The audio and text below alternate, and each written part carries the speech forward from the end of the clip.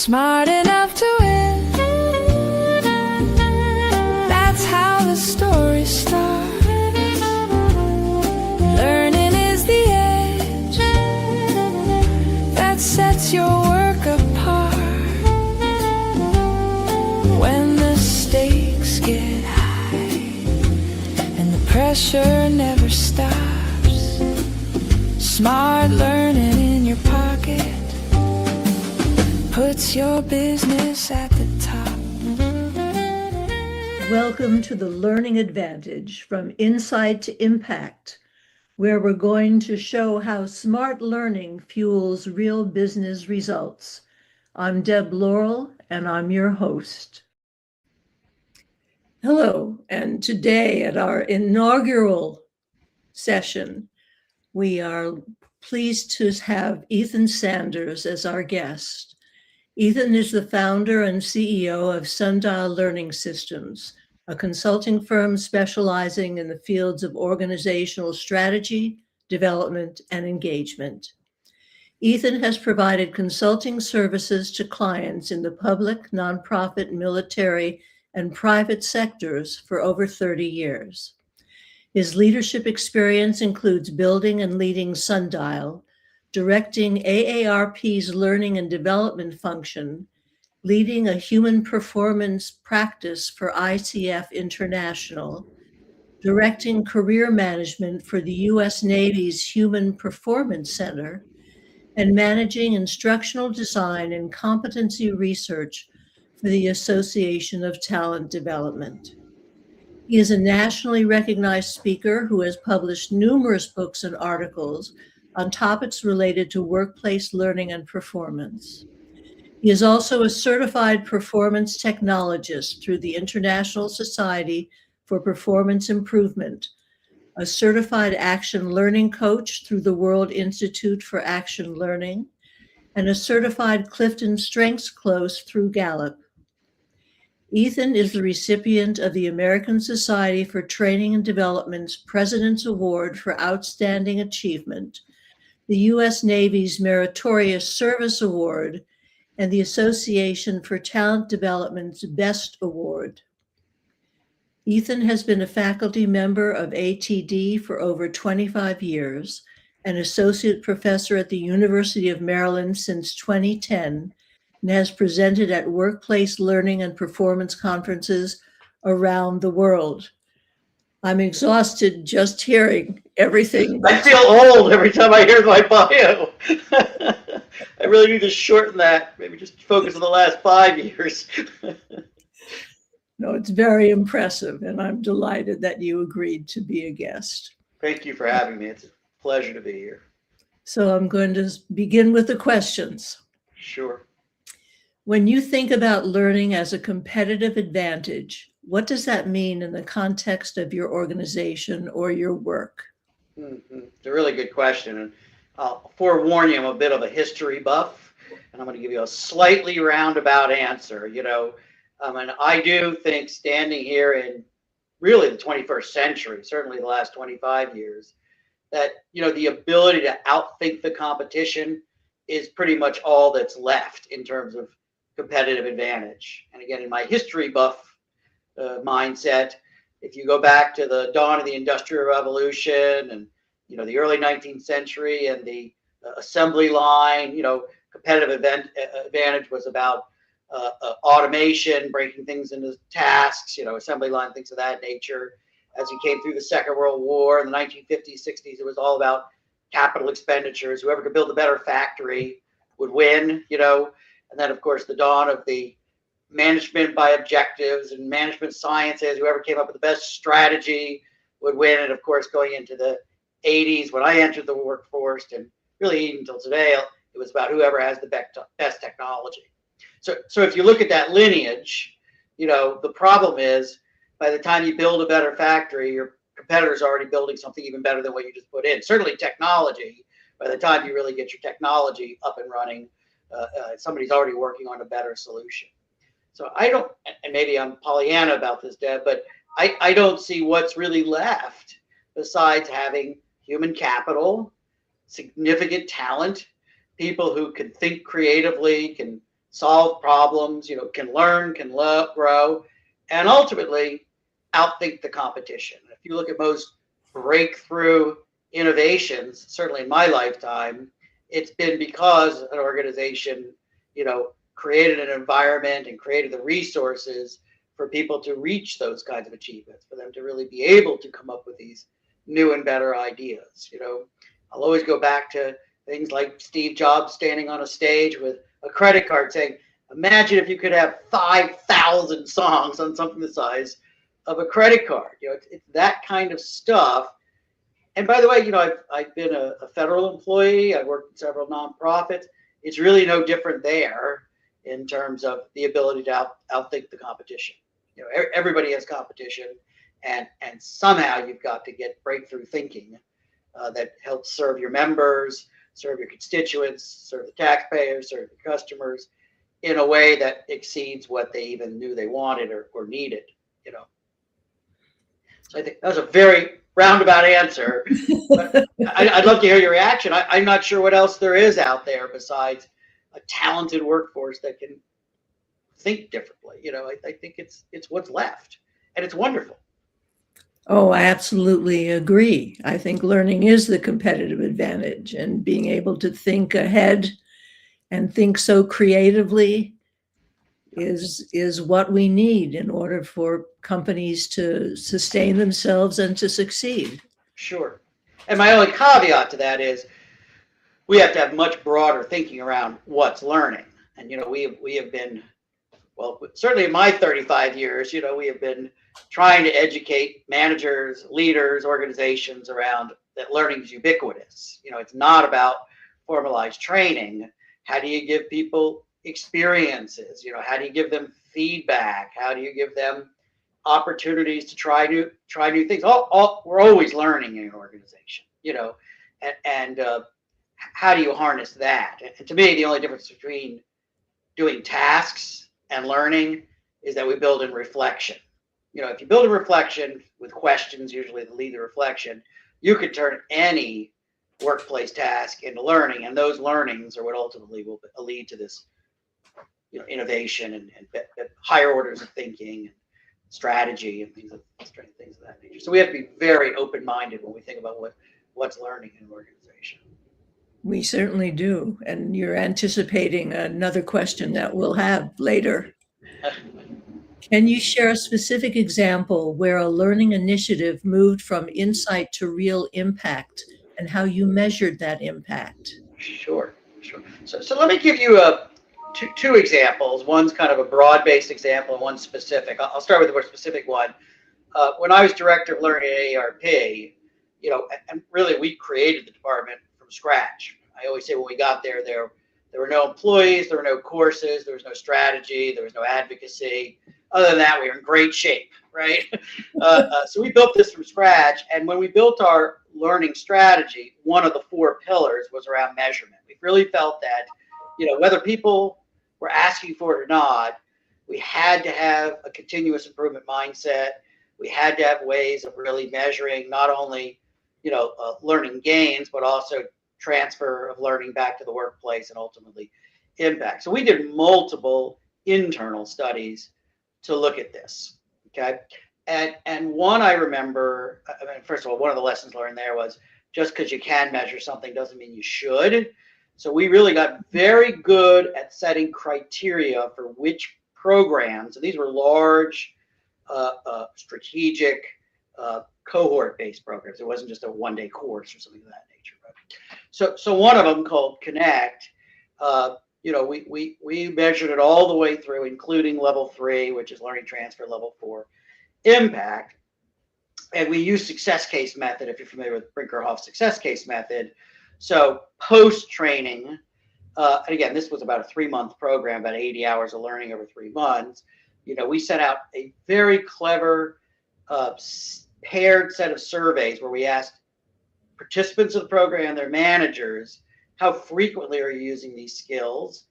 What impact have they had? And what accounts for your ability to transfer back to the workplace? And that's a whole story unto itself. But we already had these surveys. So then we followed up with success cases. And with success cases, you use that survey data to see who seemed to have a really good story to tell. somebody in the survey indicated, yes, high level of transference, high level of frequency, lots of meaningful impact. And then we went and interviewed them and their managers. I'll just give you one example because it's a short session, but one individual told us the story. He said he had been, AARP has state offices in all 50 states and all US territories, and they do really important work. They do community development, they do advocacy, of course they try to pass legislation that benefits seniors, there's charity work.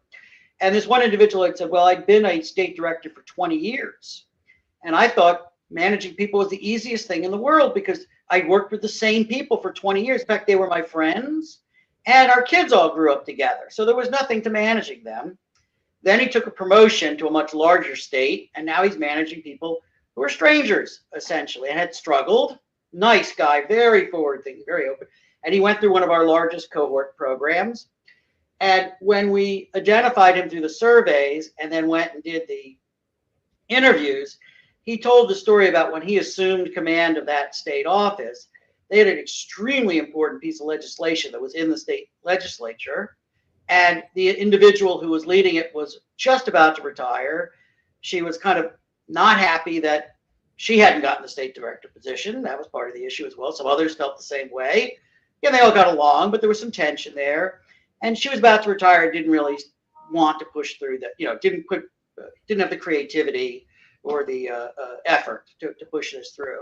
So he told the story about how, in particular, one course around situational leadership, which is one of the Blanchard courses we offered, really taught him that it was okay for managers to manage people differently depending on their confidence and depending on their competence. And he diagnosed what was really going on with this individual. He engaged her.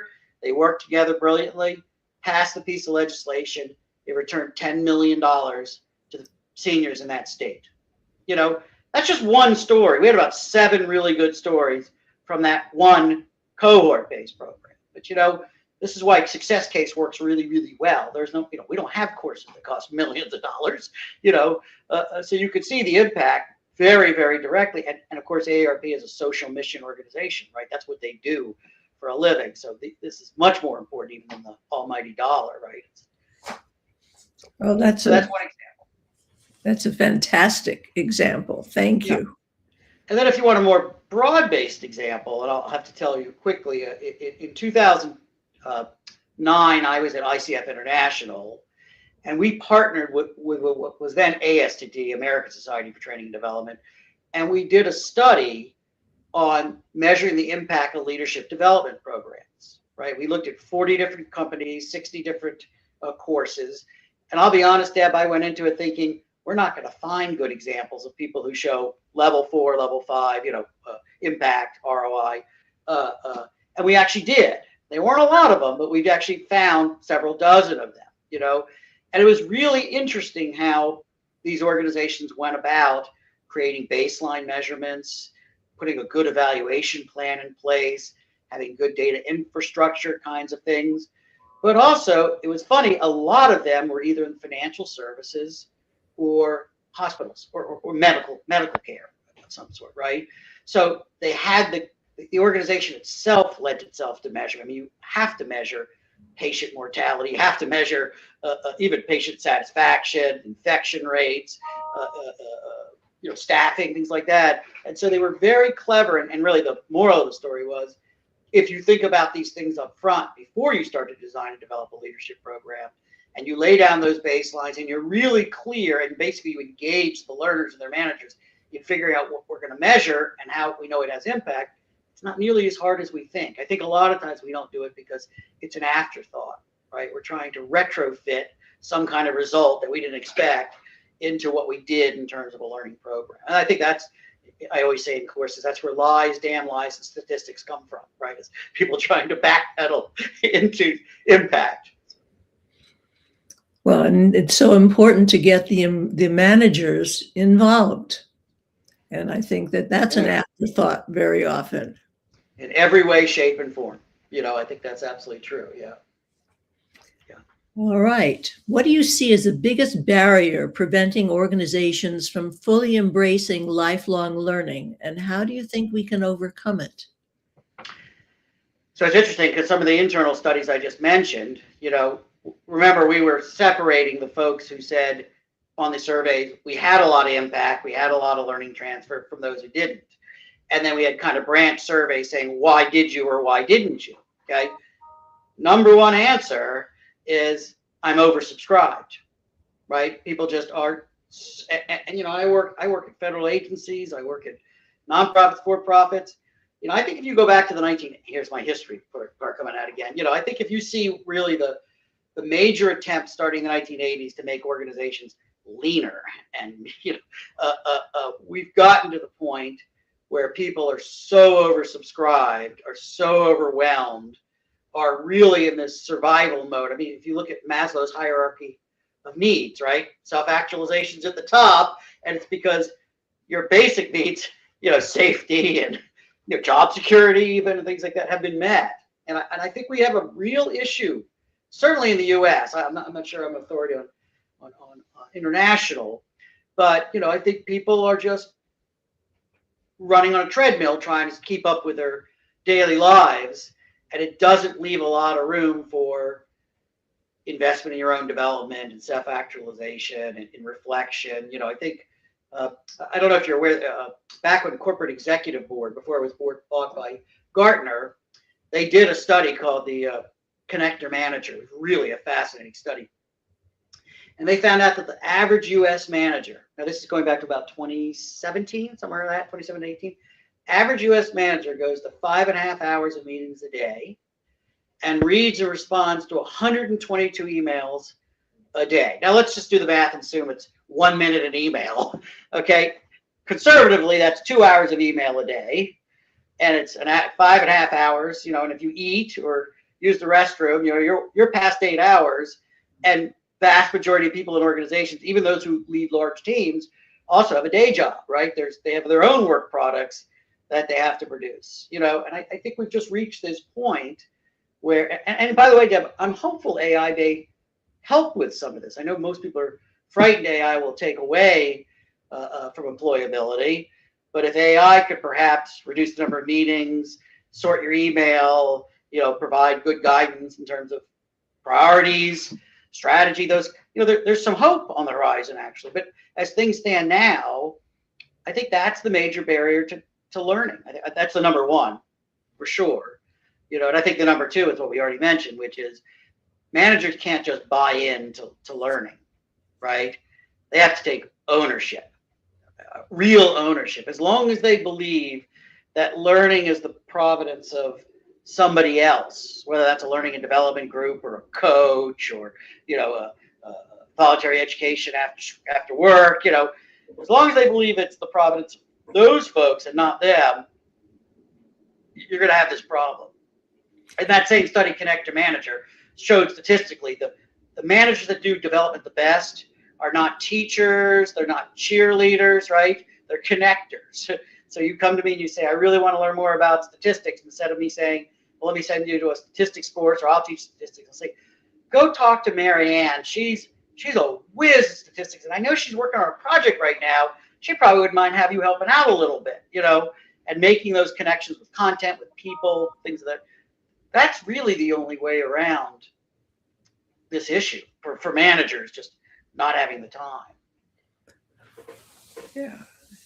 And it's such a shame that people don't see that training is about performance. Yes. It's not about just learning. It's about making an impact, that we're learning. It's been so separated from the work world for some reason.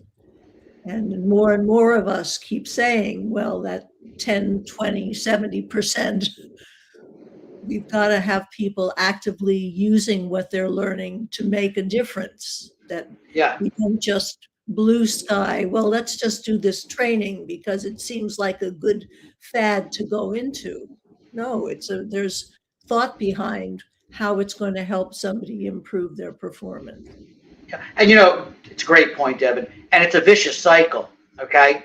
Because I've worked with organizations that were in Chapter 11.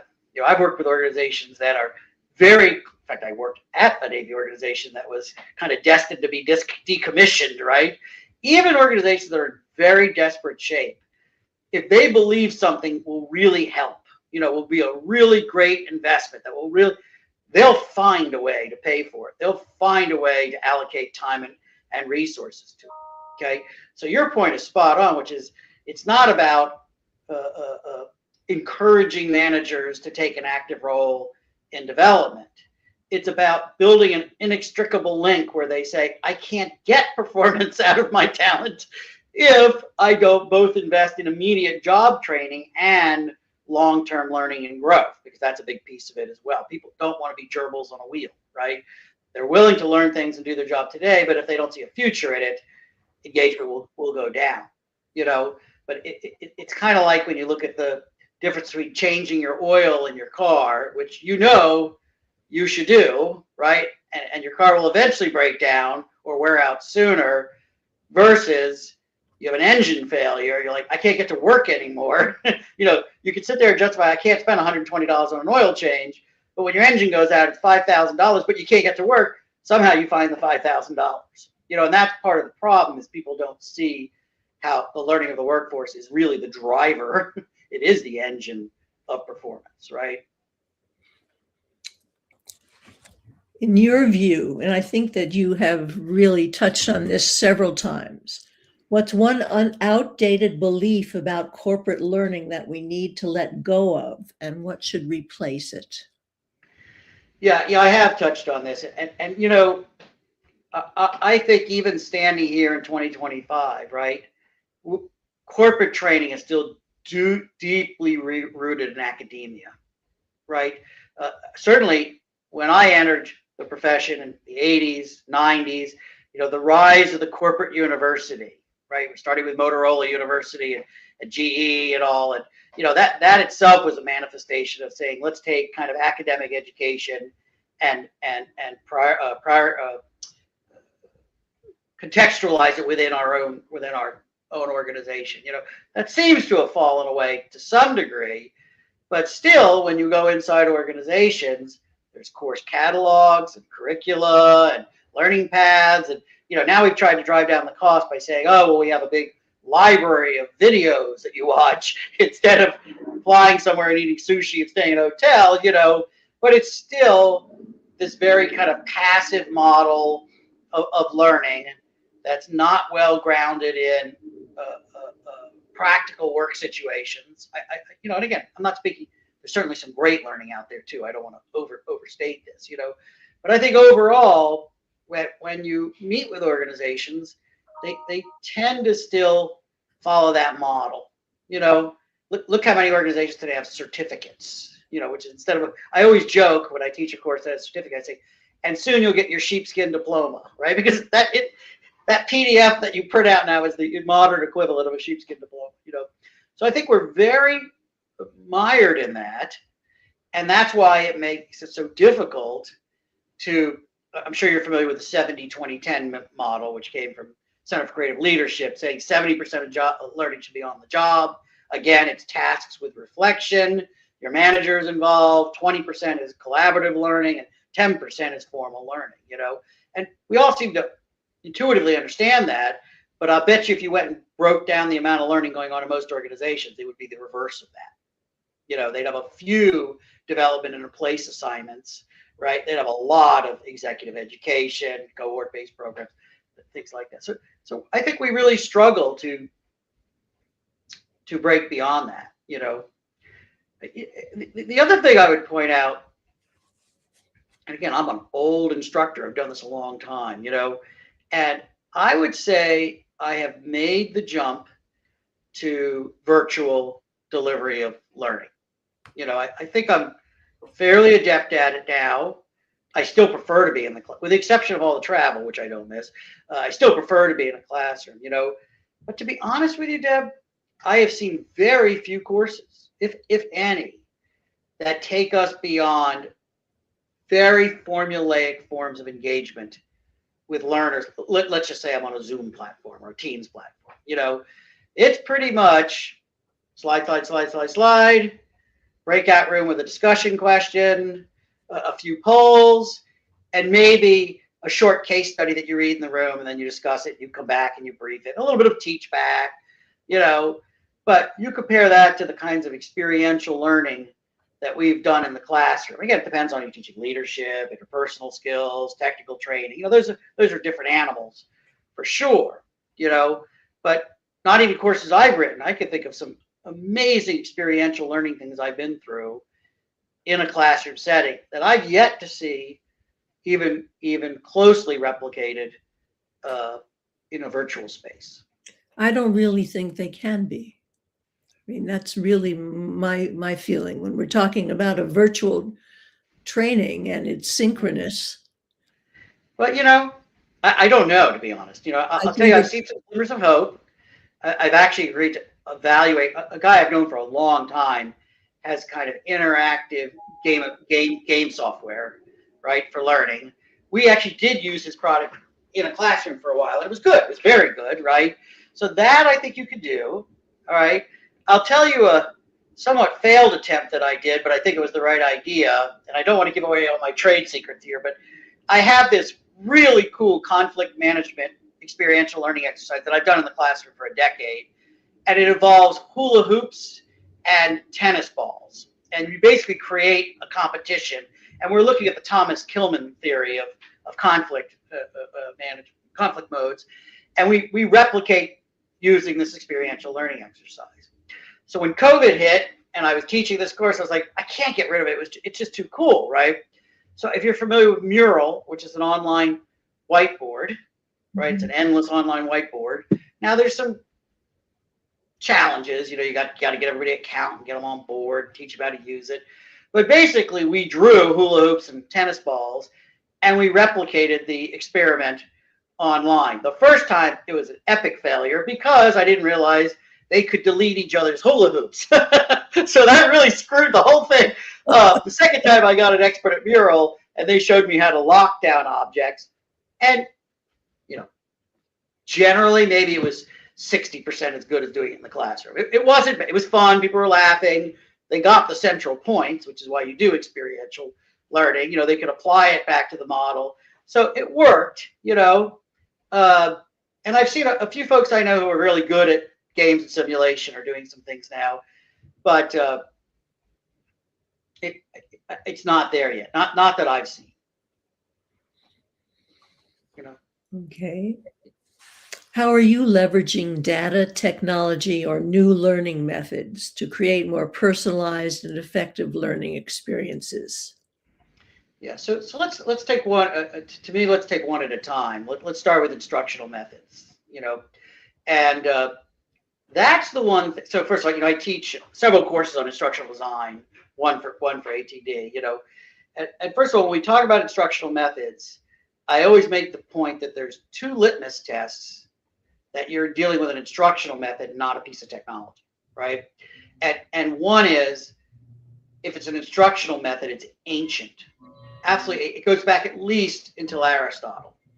Lectures, role plays, debates, expert panels, demonstrations. These go back thousands of years, right? So litmus test number one is they're ancient, and litmus test number two is you can do them without technology, although they could be integrated with technology. Okay, look at simulations. You know, even in ancient warfare, they were doing simulations out in forests and fields.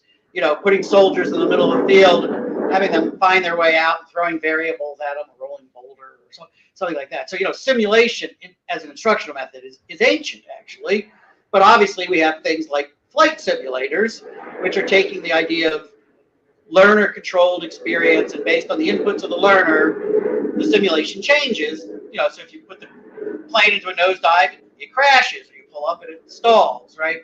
So yes, they can be integrated with technology, but they don't have to be. You could do them you can do a lecture, write a classroom with no technology. You can do it this way, so those kinds of things. So the first answer to your question is, I don't think the instructional methods have actually changed in thousands of years. And really what I've always focused on is, and I'm not even sure if there really are brand new ways of doing instructional methods, right? But the magic is in the mix, right? The truth is, because of learning styles, you know, to me, I can't stand sitting there watching somebody lecture for an hour. Really, 15 minutes is about the max I can do, right? I love demonstrations. Not a big fan of role plays, you know. I love a really well-written case study, okay? But that's Ethan. Deb, you're probably different. You know, some people love to see a sage on the stage. There's nothing they like more than to watch some real expert talk about their perspectives on some complicated topic, okay? So when you're an instructional designer, you got to be able to play to the middle, right? You got to go to the golden mean right down the middle, and you have to have something for everybody, and you know you've got to be creative in how you mix these things together. I think that's really where I have grown and evolved and excelled, is really looking at the content, thinking about the audience, coming up with 3 or 4 creative approaches, talking to the subject matter experts and the client, saying, well, we could do a little bit of this, we could do this, you know. And by the way, if we're gonna have a case study in module 1, we're not gonna do another case study in module 2. That's boring. Let's do a demonstration, you know. So to me, that's the real innovation. And really, we're only limited by our own imaginations and how we mix and match instructional methods. But I'm not really sure that there's any that are new. Technology, whole nother story. You know, technology is a whole nother story. There's so much new. I mean, to me, for example, you know, whiteboard animations, they're still basically demonstrations, you know, but you could convey really complex concepts using a whiteboard animation that might take you 30 minutes to lecture to. You know, I don't know if you've ever seen, I don't work for these companies. You know, if you go on YouTube and you look at RSA videos, you know, they're whiteboard animations. And think about any cool book, like I'm a big lover of Daniel Pink's Drive, The Surprising Truth of What Motivates Us. Well, there's an RSA video, maybe it's 7 minutes, something like that. And in 7 minutes, you can really understand his concepts well, okay? So, I mean, it's basically drawing, right? It's just animated drawing and demonstration to get a concept across. So that has clearly evolved quite a bit. I think AI has a big role in helping us figure new ways to present material. It's not necessarily new instructional methods, but new ways to present material. Okay? So I'm breaking this down. Instructional methods, I think, are pretty static, but you can be creative.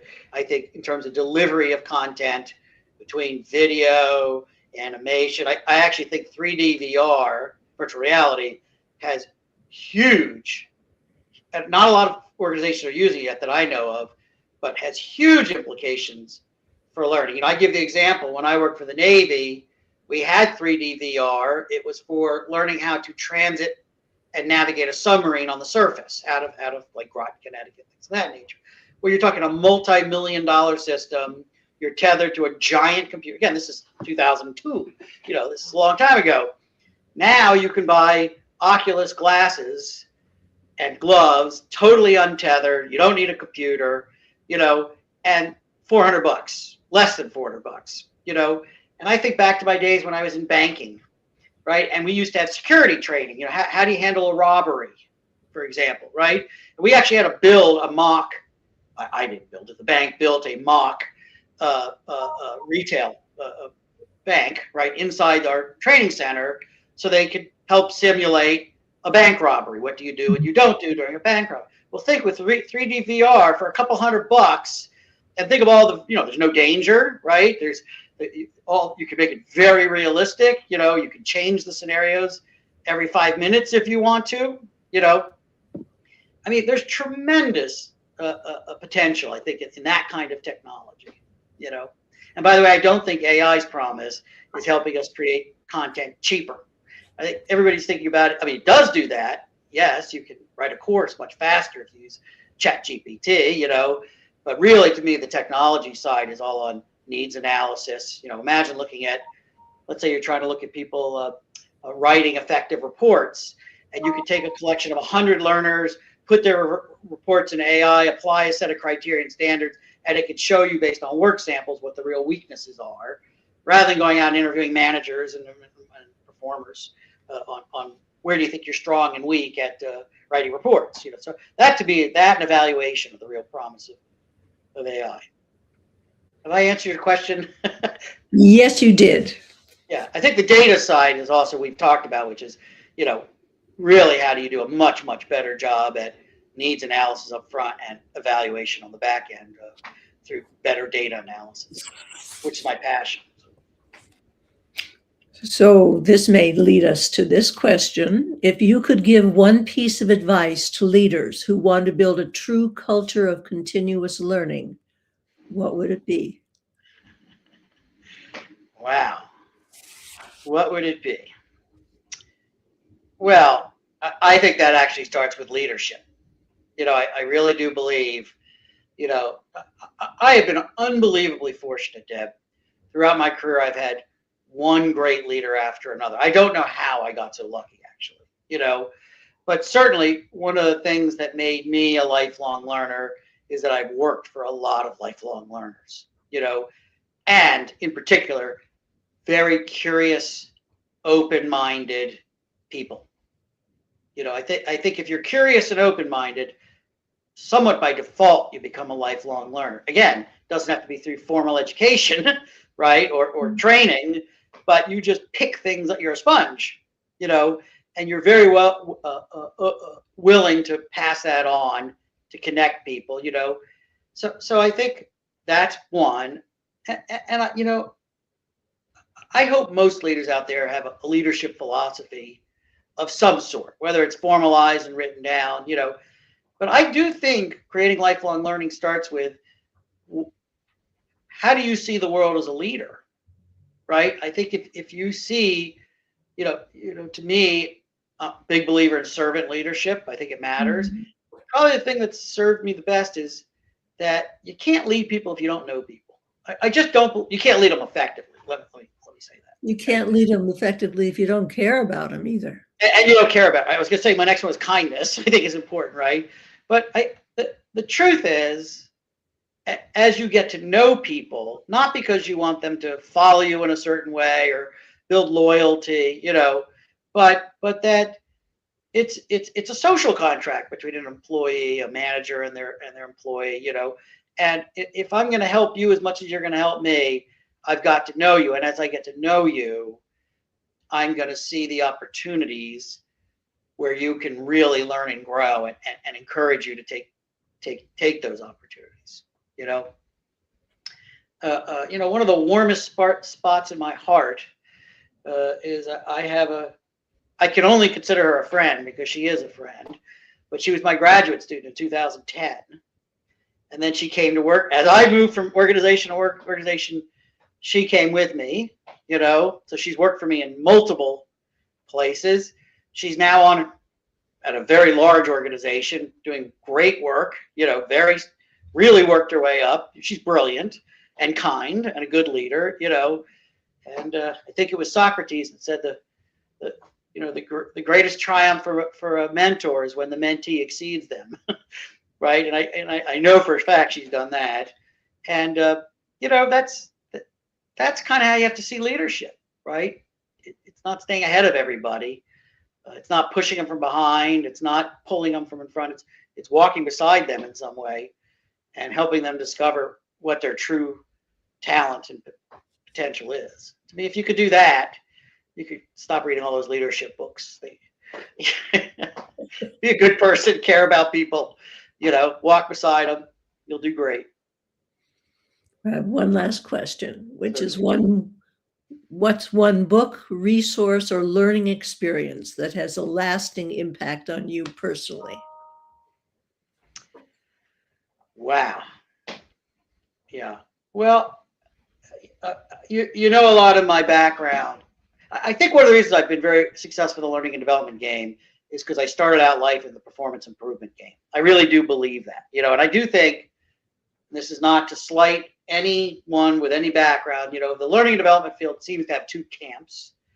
Camp A are kind of the professional educators turned corporate trainers. At one point they taught school or college, and they came in and they came into the corporate world or learning. The second are really the SMEs, subject matter experts, who turn trainers, which is where I came from. I actually started out in customer service. And again, this is not to say you need them both, right? I mean, the professional educators truly understand the learning process, adult learning theory, but because I really started from a mindset of training is just a means to an end, right? It's there to drive organizational performance and engage employees, right? And make people feel successful, So one of the books I read very early on was Human Competence by Tom Gilbert. And it's pretty much considered the seminal work in human performance improvement. He's really the one who laid out the whole idea that training is built around changing behavior. Not that that is a bad thing at all, okay? But performance is not just driven by behavior. There's a universe around technology and processes and information and equipment and leadership, and he has the behavior engineering model, which really talks about if you don't address that whole universe of the environment around the employee, it's not going to matter if they've been trained well or not, or it's going to have minimal impact, So it really changed my view of what the goals of learning are, right? In fact, he talks about really your highest performers are those who can have the most worth, produce the most value at the lowest possible cost, right? So in other words, like, let's say you had an IT guy trying to fix your computer. Who would you rather have? A guy who came in, sat at your computer for 12 straight hours, never looked up, worked the problem until your computer was running beautifully. Or the guy who walks in 3 hours late, he's in gym shorts and flip-flops, he's drinking a Red Bull, and he sits down and in 15 minutes your computer's working great. Now we probably place more value on the hardworking, dedicated, professional person, but in reality, the other one produced more value at a lower cost, assuming it's hourly. So that, it really changed my view of how you have to look at this, And there's many other books I would throw in there, but I think that was one. And then let's see, a learning experience. That's hard. That's a hard one. Well, I will tell you, as an instructional designer, always being very dedicated to learner engagement and exploratory learning, and I won't tell you the whole story, but when I was at the Navy, I was a participant in a Six Sigma course, right? And we were learning Six Sigma philosophy, and they did this brilliant experiment. I remember it like it was yesterday, and the short version of it is they put us in teams. They laid out aluminum foil, like a long roll of aluminum foil as long as the hallway. And there was 4 of them, 4 teams. And they gave you a wooden catapult. Yes, you can actually buy small wooden catapults. And we were talking about, the Six Sigma is about reducing variation. That's really what it is, So they had a great class, a couple hours on how do you look at variation. Then they took us out in the hallway and we fired these catapults. And the goal was to get the ball to hit the exact same spot 4 times in a row. Okay, that's why you had the tin foil, is it would leave a dent. I think it was a golf ball we fired. It would leave a dent where it hit. And I was fairly young when I went through that class. And I remember I said, that's what experiential learning should be. It was fun. It was spot on in terms of the point it was trying. Nobody had to wonder, why are we doing this? It was really obvious. It created a tremendous amount of camaraderie and healthy competition, and it was memorable, So just in a formal learning experience, that was certainly one of my biggest ahas, not just for Six Sigma, but for what I aspire to be as an instructional designer in terms of learner engagement. I think that was 25 years ago, it was a long time. Oh, that's a wonderful one. I went through a creative learning training where they wanted to teach us a full 2 semesters of math using a lemonade stand. And they had everything set up with the lemons, and it was brilliant. And it was absolutely brilliant. Yeah. I'll also put in one more plug. And full disclosure, I'm an action learning coach. I'm certified in action learning. And I happen to know Mark Wart, who is kind of the grandfather of action learning, and I joined World Institute for Action Learning with him, and he worked for us at the Navy. And when you first hear about action learning, you're like, oh, that sounds kind of cool. Maybe it's a little touchy-feely, It sounds like it's time consuming. If you ever actually watch an action learning group in action, you know, it's phenomenal. I mean, we had offices at the Human Performance Center that were struggling with really complex, really high stakes problems that they were trying to solve for the Navy, you know, and some of them have been at it for months, if not a year. And when we taught them the action learning process, they would often do it in 2 or 3 sessions. You're talking like 6 hours, what they had struggled to do in 6 months, you know, because the truth is human, you know, it's all action learning is all based on the Socratic method, and you can only make responses to questions. You can't pontificate at all. There's a coach, and it's group dynamics. I always say it's group dynamics and group therapy and group process all wrapped together, you know. But to watch an action learning group come to an amazing solution in a fairly short amount, it is inspiring. It doesn't always happen, but more times than not, it does. So I'm a big believer in action learning. I like being a workplace learning and performance improvement consultant. That Yes. seems to embrace all of that. Thank you, Ethan, so much. It has been a pleasure. I really appreciate your insights and your fantastic questions. I'm always happy to do this when we can have a great conversation like this. Thank you. How can people reach you? So my email is esanders, and then it's Sundial Learning Systems, all one word, Sundial Learning Systems, no spaces.com, or you can go onto our website, sundillearningsystems.com. And of course, I'm pretty active on LinkedIn as well. You're more than welcome to send me a message through Wonderful. LinkedIn. And if you live in the Tidewater area of Virginia, you know, I know a lot of really good pubs. If anybody wants to go out for a beer, you know, do that as well. And he'll be the one with the Red Bull. No, I don't drink. I'm wired enough. I don't need caffeine. Thank you. Thank you, Deb. You have made a wonderful inaugural session, and I Thank you. truly appreciate it. My pleasure, and have a happy and prosperous new year. Thank you. Cheers. Bye-bye. Thank you so much for joining us today on the Learning Advantage from Insight to Impact. We'll look forward to seeing you again next week.